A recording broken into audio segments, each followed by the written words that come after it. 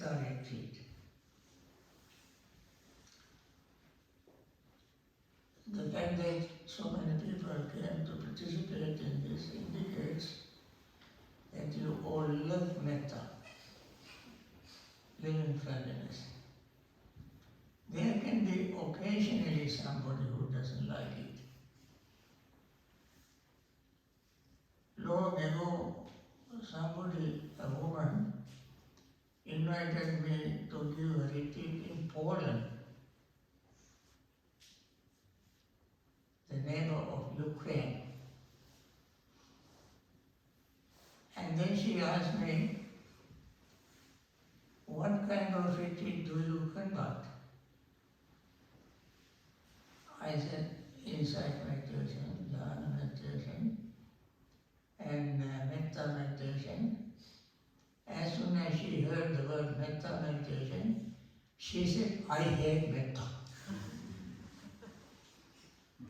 So, because she must have come from a very unpleasant background, maybe due to the Second World War. Anyway, I went there and led a 10-day Metta retreat. At the end, this woman was so deeply taken up with Metta, she invited me again to the Metta retreat. Can you imagine that there could be anybody on earth who doesn't like Metta? Friends, it's such a heart-softening practice, and therefore Buddha has given qualities and qualification for Metta practice. It is difficult for everybody to practice, but it is possible that everybody can try. The qualities of Metta practice is given in Metta Sutta. We call Karaniya Metta. Karaniya means to be done. Metta is not something to recite. Although we recite it, it is something to be done. And it starts with these words, one is skilled in good, wishing to attain that state of peace should act thus. One is skilled in good. We have to be very skillful in being good. It is not easy to be good because our mind, even though mind is originally pure and luminous, it has been bombarded by various adventitious defilements. And therefore it is not very easy to be skillful. So one has to be skillful. Skillful in what? Skillful in attaining that peace, the goal of our practice. Our goal of our practice, our life is peace. It is not very easy to achieve peace if we are not skillful. It is just like sailing in a rough sea, where there are waves, sharks, and other animals, wind, and maneuvering through all this to reach the other shore is not very easy. life is like that. Although the goal we have intuition about the goal, achieving that goal is not easy if we are not skillful. So the Buddha said in the first place, one skill in good. That is the first qualification. We have to be skillful. That means we have to use our wisdom eye to see the path correctly, to follow it. And that person should act thus, Buddha said. What are the qualities? One should be able to practice metta. Many people, as I mentioned, want to practice metta, but they are not able because of various background, life, conditioning. And therefore, that person must strive hard, make effort to be able to practice metta. Able.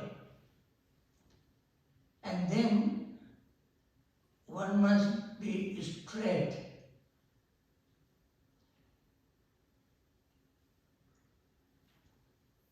In thoughts, words, deeds. This is not something we do just to please somebody, but we do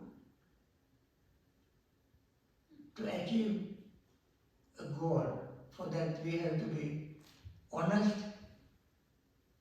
sincere, and straight.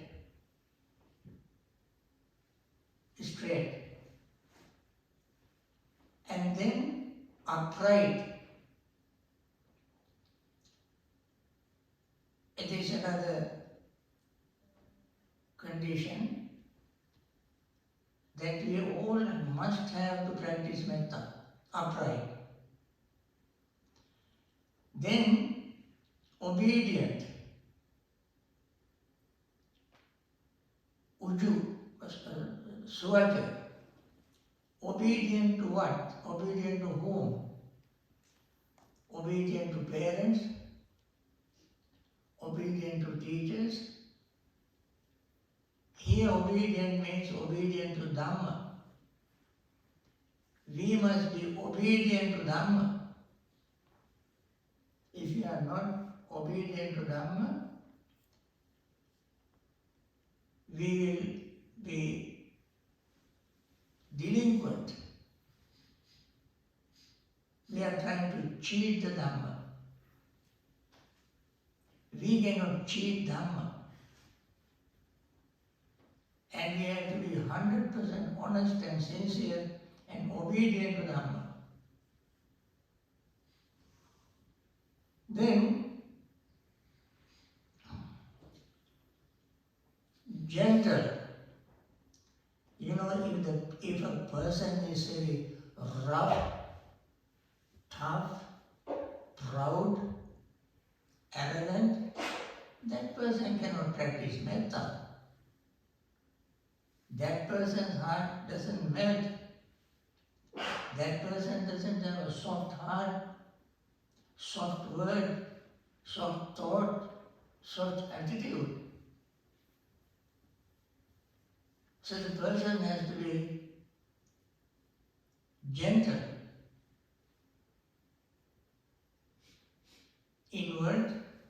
inwardly, always one must be flexible, adjustable, accommodating in order to practice metta. If you stay rough and tough all the time without considering any other person's feelings,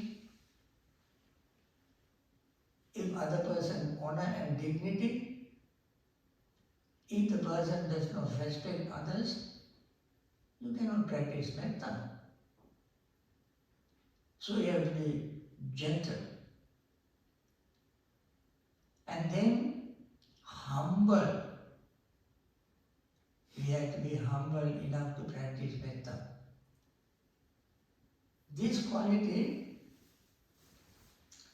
doesn't make us anything less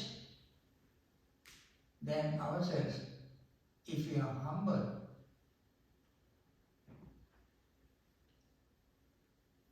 And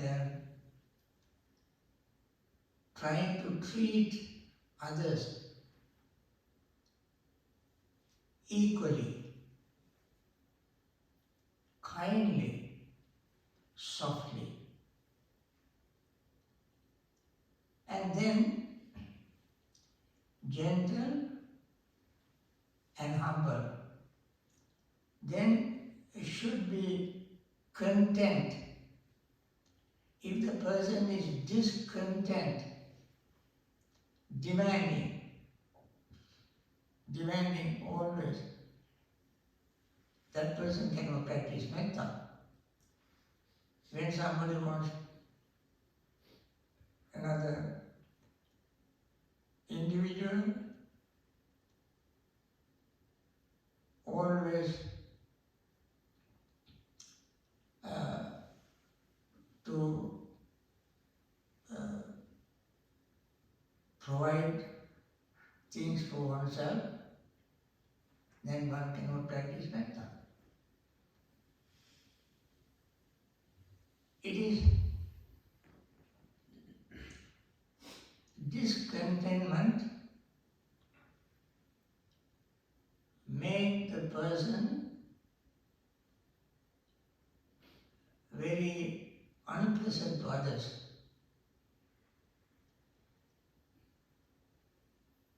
In the Buddha's teaching, Buddha said to bhikkhus, be content, don't demand.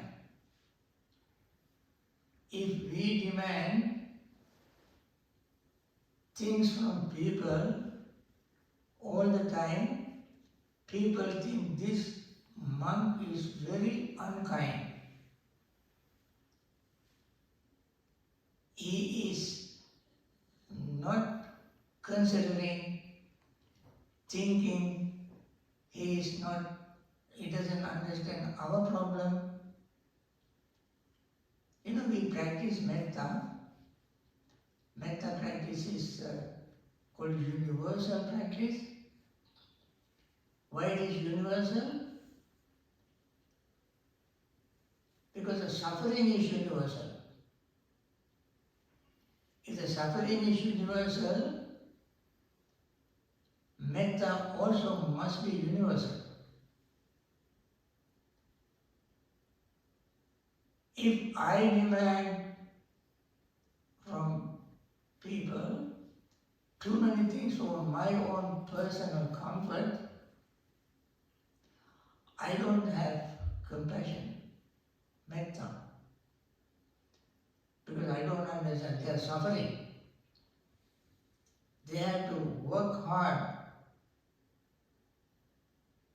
earn hard for paying their own bills, to live their own life and support their families. And if I demand things from them, too many things, there is an additional trouble to them. That way I am not practicing metta. When I eat, I must think of the people who provided this food, brought this food to the table.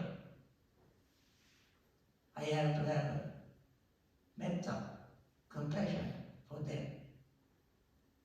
When I drink, when I wear the robes, I must think of them.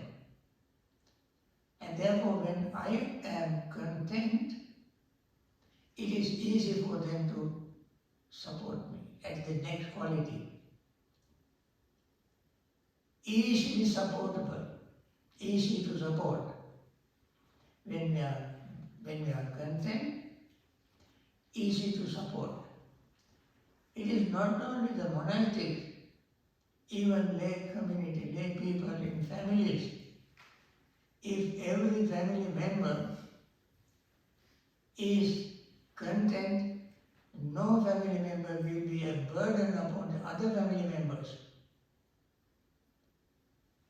Therefore, they can practice metta very easily towards each other. Then, this is another quality, few duties. This few duty principle is good not only for the monastic, but as lay people as well. If they are hands on every tiny little thing here and there, they cannot do even one of them correctly, properly, perfectly. And their life will be very confused. They cannot practice metta when the life is so confused, so many things they have to do. So the people, monastic as well as lay people, must select the duties necessary for their living, survival. If they undertake so many things, they cannot practice metta. It is difficult. The Buddha was so enlightened, he makes things easy for us to practice. It is us who made our life difficult. So the metta practice is very easy if we have few duties, few responsibilities, and living lightly, not trying to live a very confused life. And then control senses, controlling our senses, eyes, ears, nose, tongue, body and mind. Uncontrolled senses can make life very miserable. It is difficult to practice metta. And then discreet, not impudent.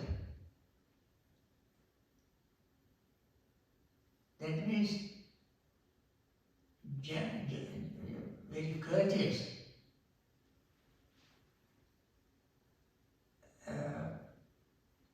When we are courteous, it expresses our loving-friendliness easily. And we can do that in our thoughts, words and deeds. And then, not impudent. This is another thing that perhaps lay people cannot practice. It is for the monastic. It is sort of easy to practice. That is unattached to families.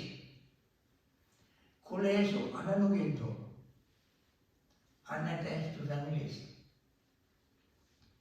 That means if we attach to one family, we neglect the other.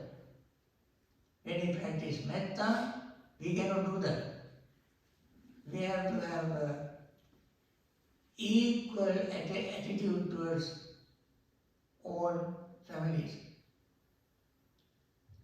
And then, unattached to families,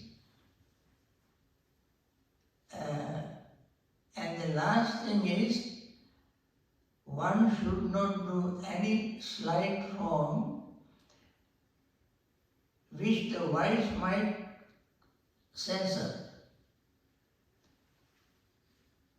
That means when we do wrong thing,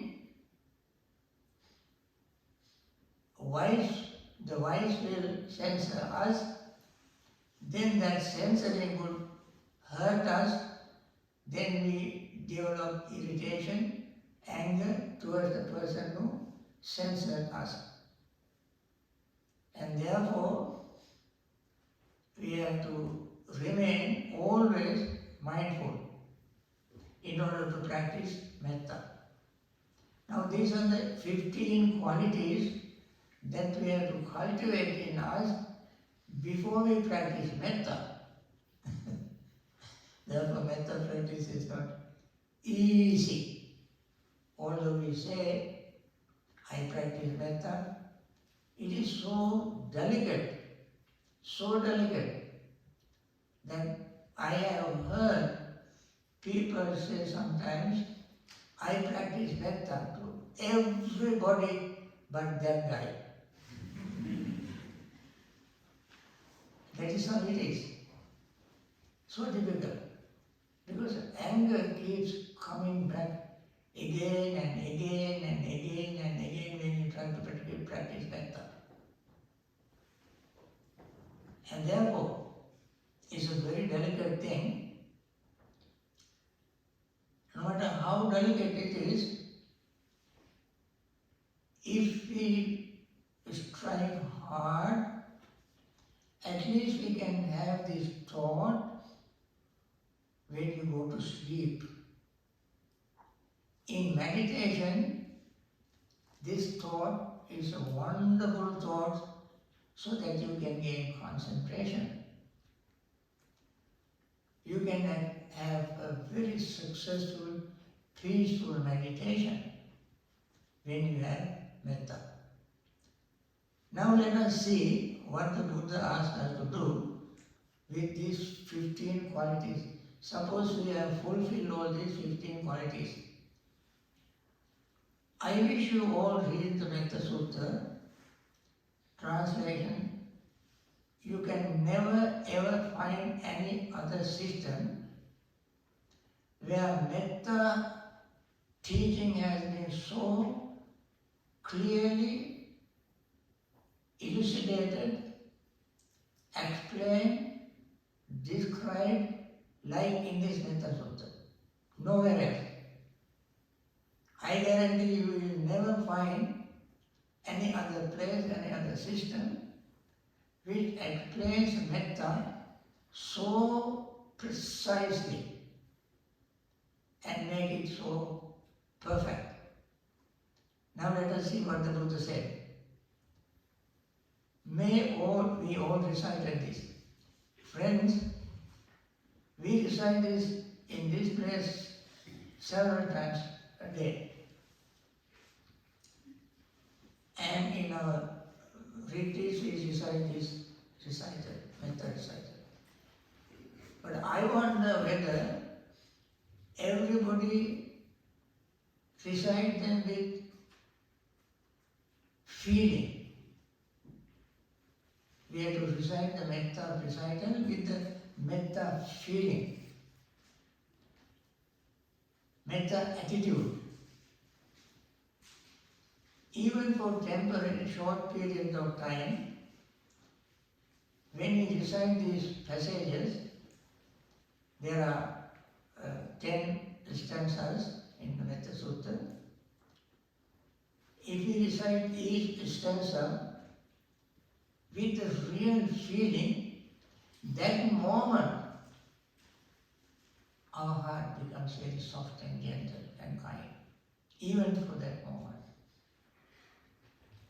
The first line, may all beings be happy and secure.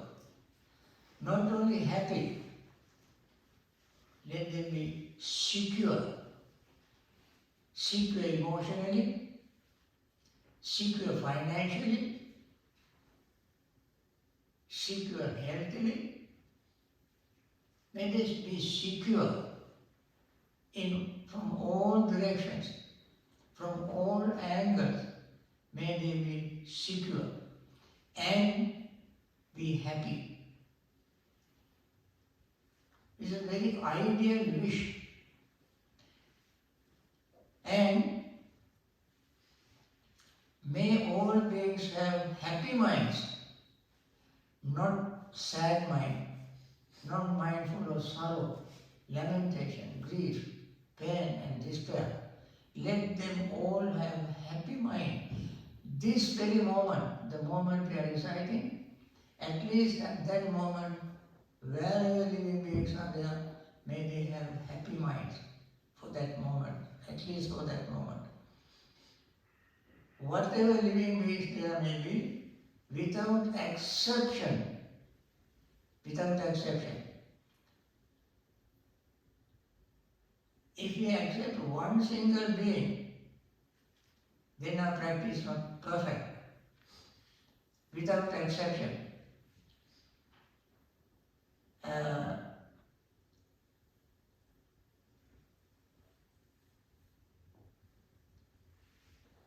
Then the categories are given.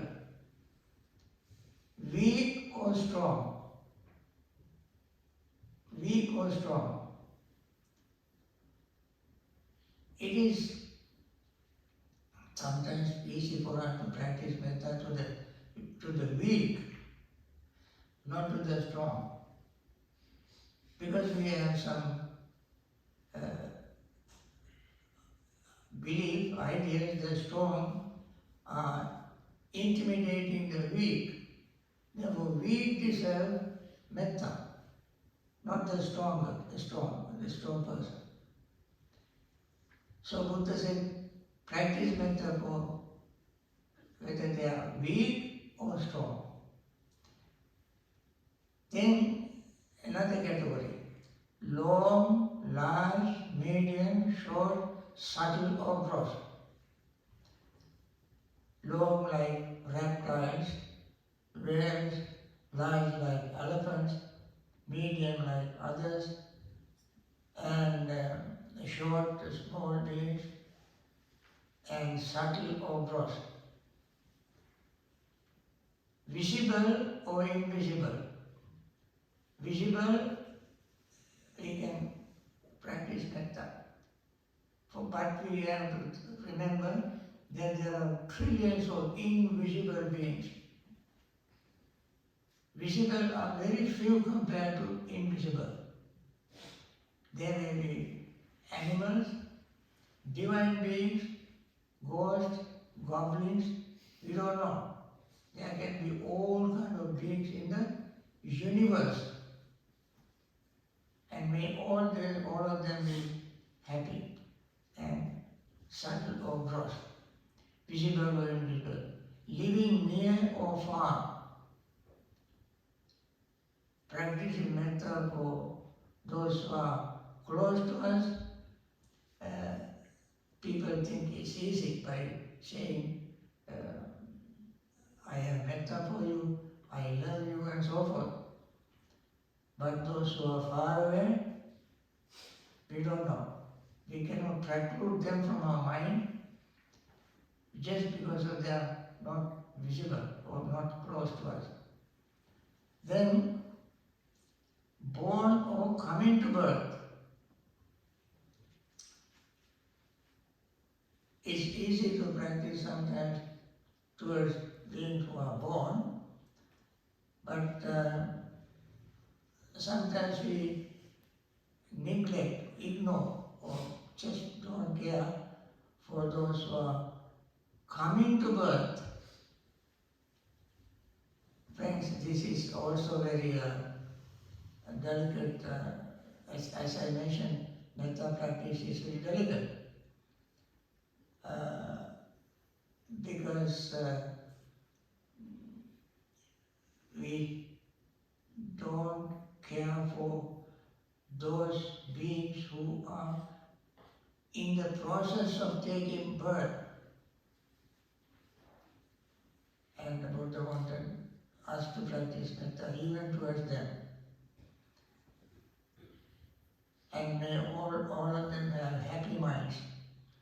Those who are living, are born, and those who are coming to birth, may they also have happy minds. Then, let no one deceive another. We may not deceive others, at the same time we must wish others, not to deceive others.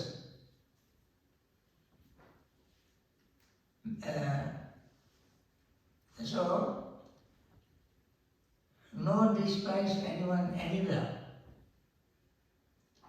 neither from anger nor ill will should anyone wish harm to another.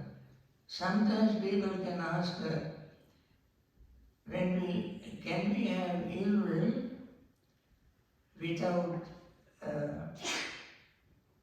what you call without neither from anger nor ill will should anyone wish harm to others. Can we have ill? Can we wish harm to others without ill will? Neither from anger nor ill will should anyone wish harm to another. So people sometimes ask, can we have anger towards somebody without ill will?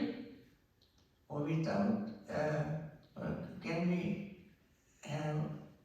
wish harm to others without ill will or without anger? No.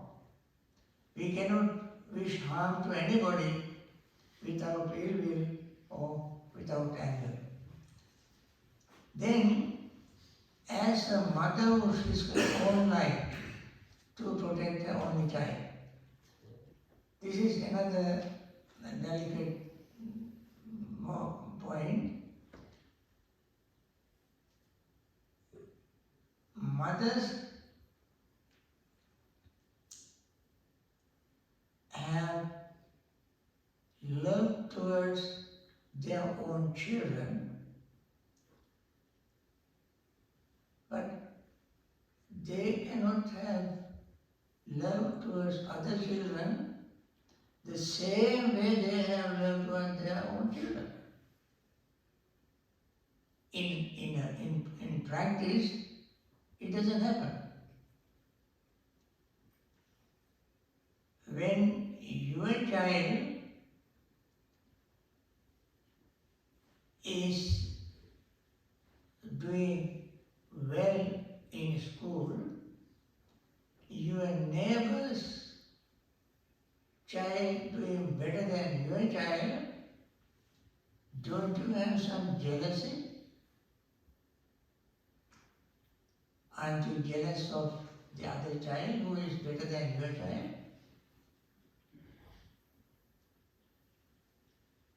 So therefore, in practice, can any mother, love every child in the whole world equally? In reality, it doesn't happen. Therefore, what does this mean? This concept mean? As a mother would risk her own life to protect her only child. Here, child is our metta. Metta is our child. So, we have to protect that metta just like a mother protects her only child, and even at the risk of her own life.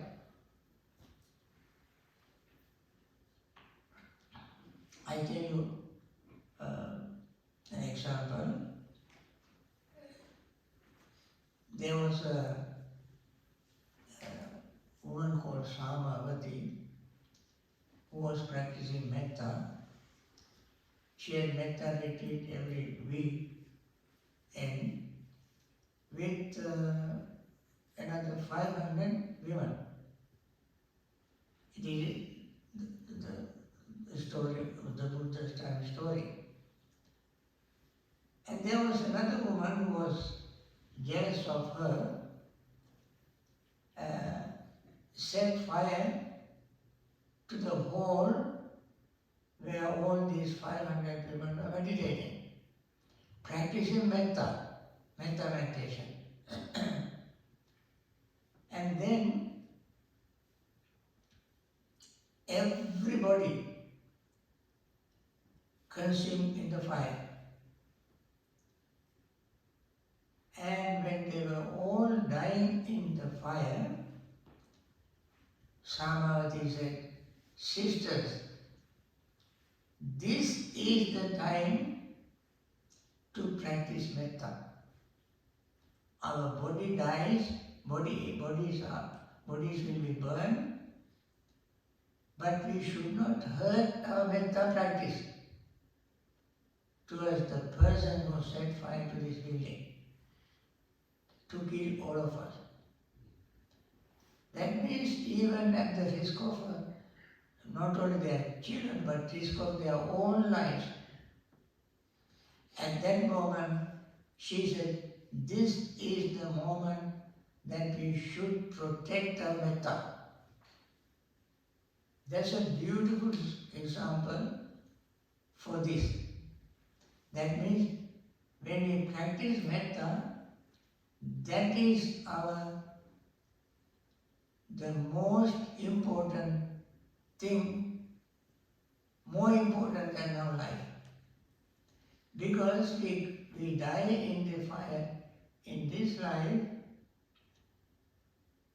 but our metta prevails. And we will not have anger in our mind. If we die with anger, we will be reborn in a very bad place. If we die with metta, we will be reborn in a beautiful place. And death also will be very peaceful death. And therefore, that is the meaning of this passage. As a mother who risks her own life to protect her only child, even so, towards all living beings, one should practice loving-friendliness. One should practice loving-friendliness, should not hurt the metta practice towards all living beings. Then,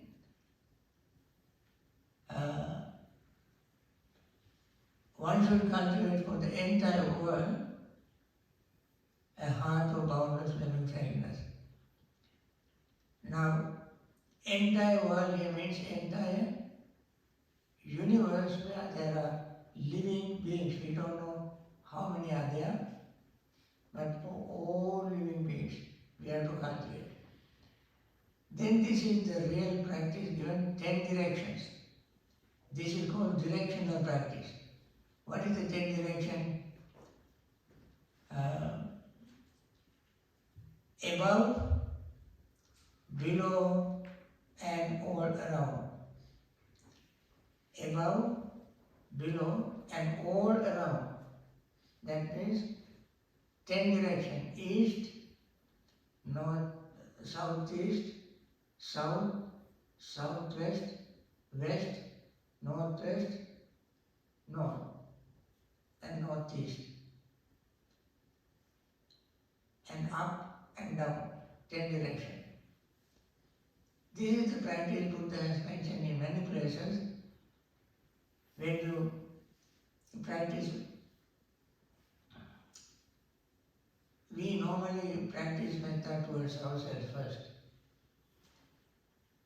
But in most places Buddha has mentioned to practice metta towards all 10 directions first. For instance, when we wish, may all beings in the eastern direction be well, happy and peaceful, we have to understand that eastern direction has no limit. Eastern direction is infinite. No, there is no limit to east. And the living being in the eastern directions are also unlimitable, limitless. We don't know how many are there in the eastern direction. Similarly, southeastern direction, also no limit. Southern direction, no limit. And so forth. All these 10 directions have no limit. Similarly, at the same time, the living being in those 10 directions are illimitable. So when we practice this metta this way, for instance, we say, may all beings in the eastern direction be well, happy and peaceful. Southeast direction, southern direction, southwest direction, western direction, northwestern direction, northern direction, northeastern direction, up and down. When you keep practicing metta like this for a while, and then when you return to you, your mind is already full of metta. Because you ignore yourself and you spread metta towards all, then you will be completely filled with metta. And sometimes people say you have to cultivate metta within yourself and spread it to others. But when we try to cultivate metta to ourselves first, sometimes it is possible that we will develop our own self-centeredness. Self-centeredness. If somebody can practice metta towards oneself without having ego-centered, egotistic attitude, then it is okay. But if not, if they have problem in doing that, then they must start with practicing metta towards all beings outwardly. And then return to oneself, then one's mind would be filled with metta practice. Then, this is another thing. Unobstructed, without hatred or resentment. Now, whether standing, walking, sitting, lying down, whenever awake, one should develop this mindfulness. You know, when the mind is filled with metta, it will not be interrupted while walking, sitting, standing, lying down, or whenever awake. Because that is, we will be completely engulfed with metta. Heart is filled with metta. It remains in us all the time. Whenever awake and when we go to sleep, of course we forget it, but even the sleep becomes very peaceful sleep. When we talk about the benefit of metta, you can hear that later on. So, develop this mindfulness. This metta is called mindfulness. Mindfulness practice. Why metta is called mindfulness practice? Because we have to be mindful of the suffering of all living beings. As I mentioned earlier, when we are aware of the suffering of all living beings, including ourselves, we can practice metta. Therefore, metta and mindfulness are used synonymously. They are not two separate practices. And then, this called divine dwelling here. Living divine life on earth. We live divine life on earth. That is why it is called Brahma Vihara. Brahma here means the best or highest. Vihara means living. Brahma Vihara means highest living or best kind of living. Best kind of living or highest living is living with metta. I think, friends, our time is up. You heard the bell. We have only a couple of words to say, but myself and end this talk. And I hope we take this very seriously and keep looking at this discourse again and again and again and think of it. And then you will see how rich this discourse is. With this, I want to conclude this talk.